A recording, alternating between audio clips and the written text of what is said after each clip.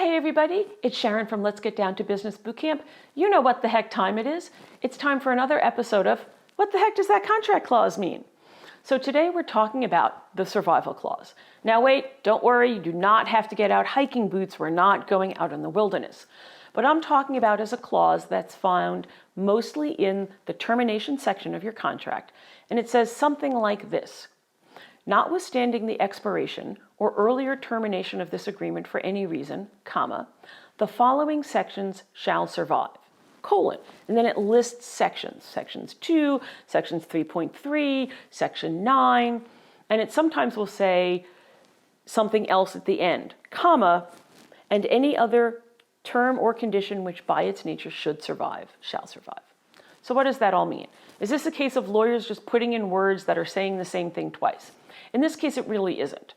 When you have a contract, and whether it ends because you've reached the natural end of your contract, it expires, or one or both parties want to get out early and they agree, termination for convenience, when a contract is over, it's over. Every obligation and right ends. That moment, full stop. But sometimes there are provisions the parties want to keep going. Maybe one or two of them, but they want everything else to end. I think the most common of this one is the confidentiality clause. If you're dealing with confidential information, whether it's technical information or business information, very often and most often, people want those obligations to keep secret things secret to last longer than the contract.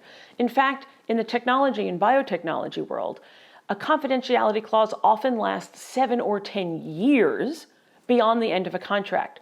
And unless you say that obligation specifically survives, it won't. It will just end. And that special clause I talked about, and any other term or condition which by its nature should survive, shall survive, that's sort of the catch-all in the case of, whoops, we meant to list the confidentiality clause, but we forgot to call that number out specifically, and the confidentiality clause itself said, the clause survives for 7 years.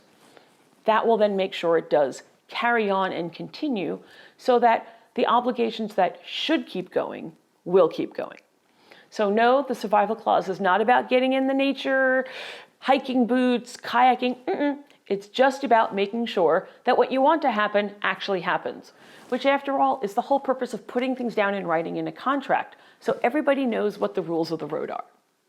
So what the heck, I hope you learned a little something today, and maybe it'll inspire you to actually go out for a hike, because every once in a while we do need to leave our offices and our phones and the internet and social media. So all right, everybody, have a great day, and what the heck, I'll see you next week.